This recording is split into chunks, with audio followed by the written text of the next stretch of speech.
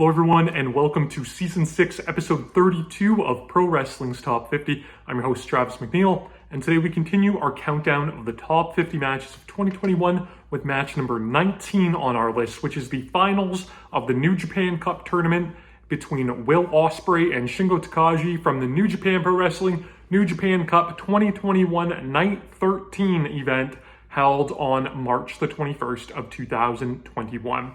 Now the New Japan Cup, big tournament that New Japan runs, late winter, early spring of every year. Winner gets a shot at the IWGP World Heavyweight Championship. The 2021 tournament, pandemic era New Japan, a little bit of a mixed bag. We've talked about this quite a bit so far on this season. But it was the biggest tournament field in New Japan Cup history. I believe in 2022 it was actually even bigger.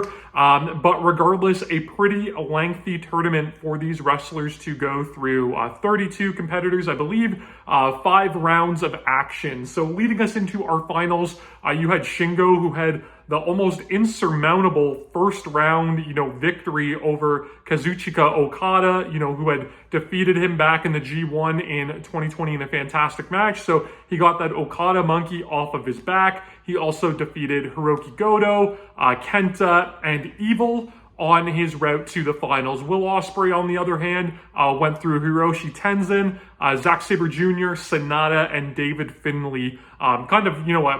Shocking semi-finalist. David Finlay had quite the run in the tournament as well, on his way to the finals. Both of these wrestlers have amazing chemistry. You know what you are going to get out of these two wrestling each other. You are going to get, overly elaborate, thrilling counter sequences.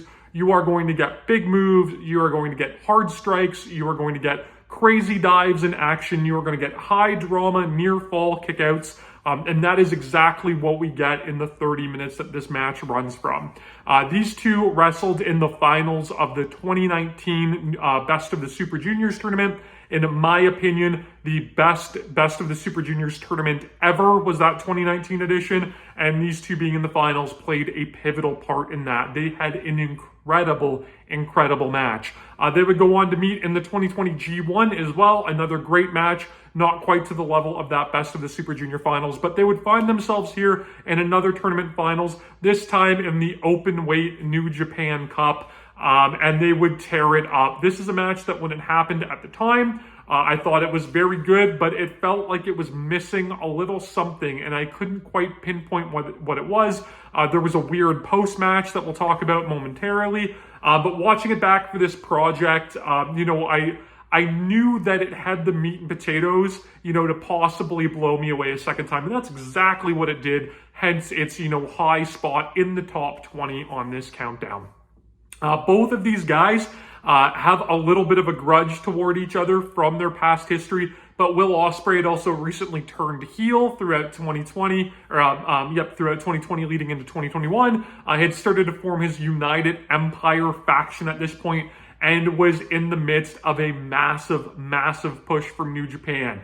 So you have his heel demeanor, Shingo, being a great baby face. The dynamic switched from their match in 2019. And you have just this really good face-heel grudge match sort of dynamic. And it's shown right away. Will Ospreay, super disrespectful. He's a punk. He doesn't break clean on a lockup. Shingo goes tit for tat with him, grabs the hair. And both wrestlers coming into this match had injuries. Shingo had his, midsection taped up, bad ribs, bad back. Will Ospreay had actually broken his nose in the quarterfinal match that he had, the second round match that he had with Zack Sabre Jr. in the tournament. And both of these guys do not shy away from attacking the injury point of their opponent. Shingo focuses on that nose. He's dastardly and dirty towards it. Ospreay, flip side of the coin, attacks those ribs and back. There's a great, almost a comedy spot in this match where Will's in the corner and Shingo's kind of got him by the nose and he's grinding on that nose, and the referee Red Shizuno comes around and is, trying to pull Shingo off of Will Ospreay. But in doing so, he's just adding extra force onto Shingo, who's got the nose. So kind of a fun little, comedy spot, but, not a comedy match by any means. This one, was obviously. I mentioned you're going to get crazy counters in this match. Real quick, as soon as the pace starts to pick up, they show, that these two, they know each other. They have that chemistry as opponents. Ospreay goes for the Oz cutter really early, can't hit it. Shingo goes for Made in Japan really early, can't hit it. And just counters galore, counters on top of counters on top of counters in this match. They add a little bit of an extra element into this one. So Zack Sabre, not Zack Sabre Jr., Will Ospreay rather, different British wrestling, has his posse at ringside with him. Like I said, he had been starting to form the Empire group that he now is with. He's the leader of.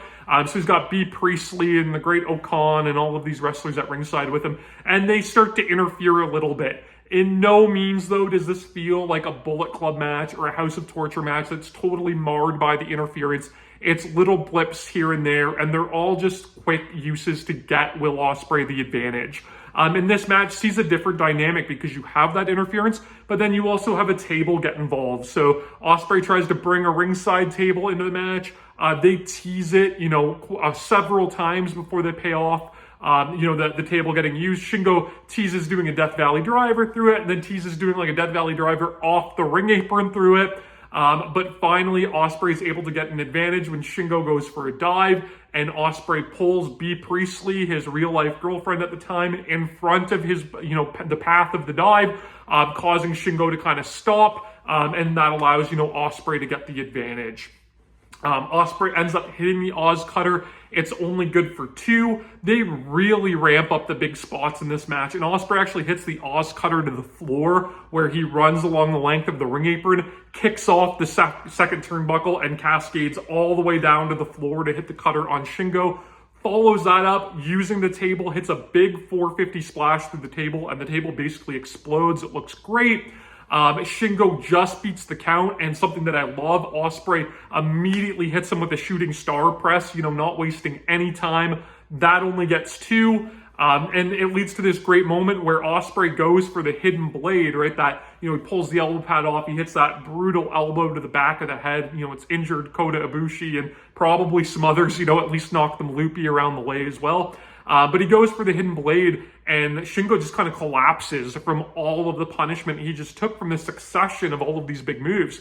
So Ospreay kind of gets frustrated and leans into that, punk heel character he's got going on, and he, is so disrespectful, and he slaps Shingo, and he starts hitting him with all of these Kawada kicks, and it leads to this amazing fighting spirit moment from Shingo, where, he goes full-on Tomohiro Ishii and starts, leaning into the Kawada kicks, and just has this scowl on his face that's this tremendous visual. And Will Ospreay seems frightened and scared by it, and kind of backpedals a little bit, and he's not quite sure what to do.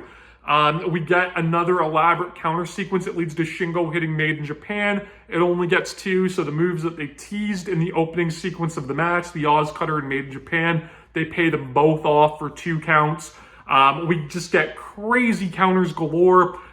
They switch up some of their offense. So Will Ospreay hits a bunch of lariats, which, that pumping bomber, that's kind of the Shingo staple. Shingo goes super deep into the junior heavyweight playbook and hits a reverse Hurricane Rana, which, you would expect from Ospreay, but not so much from Shingo. Yes, he was a junior when he started his New Japan career, but let's be honest, that dude was never a junior. He's a heavyweight, through and through. So he busts out this great reverse Rana.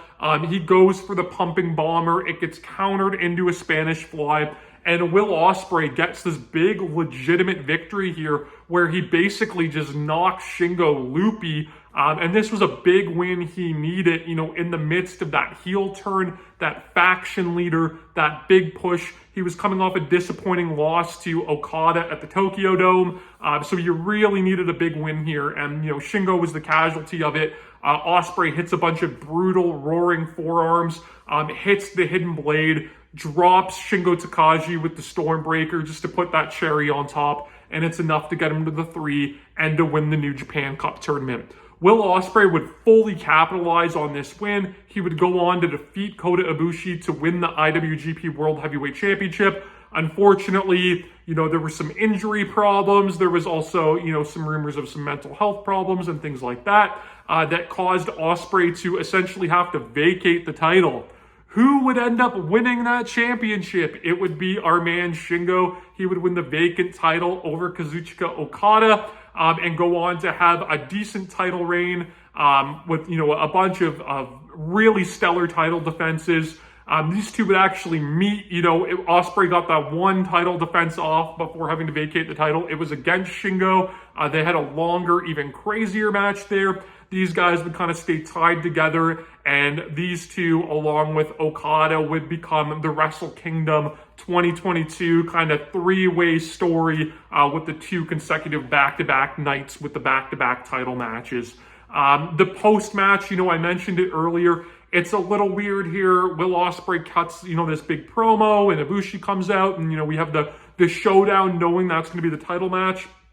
And Will Ospreay talks about how, nothing will stop him from winning the title, or, nobody will stop him. And he ends up dropping B. Priestley with an Oz cutter.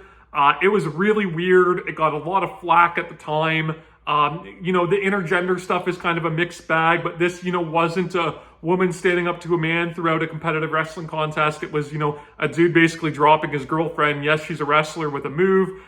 There was rumors of problems between these two because B had signed with the WWE. A whole thing that I really didn't follow. I try not to get too much into the drama and politics of wrestling and mostly stick to the in-ring action, but it came across really weird, left a bit of a sour taste in my mouth, a sour taste in, a lot of the audience's mouth, and like I said at the time, I felt like it maybe sullied this match a little bit, but watching it back now, you can skip the post-match if you want, who cares, the match itself is a thrill ride, it is great, these two are perfectly matched opponents for each other, and they just go next level. If you are a fan of that, Will Ospreay style wrestling, this is the match, a match that you need to see. You probably already have seen it. If you're someone, that avoids that style of wrestling, you're more of an old school person, or, you listen to Jim Cornette's podcast or whatever the case may be, stay away from this one because it's not for you. I love all styles of wrestling. I love wrestling that excites me and makes me invest.